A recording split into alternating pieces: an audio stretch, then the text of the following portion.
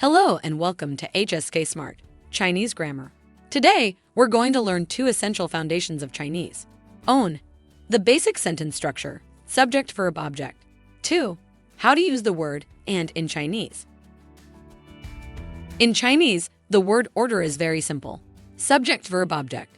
Just like in English. For example, I love you.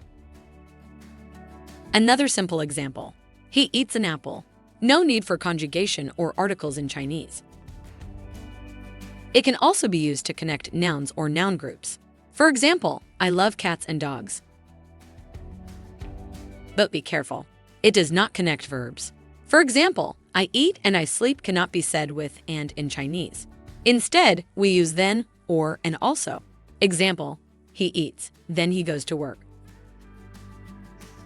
In this case, imagine you're listing important participants at a conference. You would use commas to separate the names and possibly and to link the last one.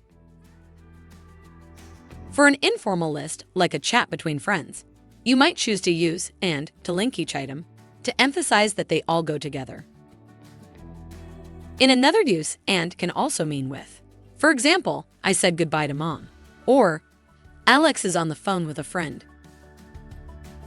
Quiz time. Let's reinforce what you've learned.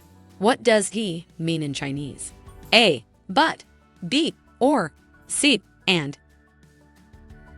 Which one is the correct sentence structure in Chinese? A. Verb subject object. B. Subject verb object. C. Subject object verb. Here is a real-life scenario. My mom and I are at the market to buy some fruits. Then, we bought some apples and bananas. This concludes our lesson. And congratulations! You've just learned the structure of Chinese sentences and the word and. So if you enjoyed this video, give it a like and subscribe to the channel. And above all, leave a comment in Chinese with a sentence using and. See you in the next grammar lesson on HSK Smart.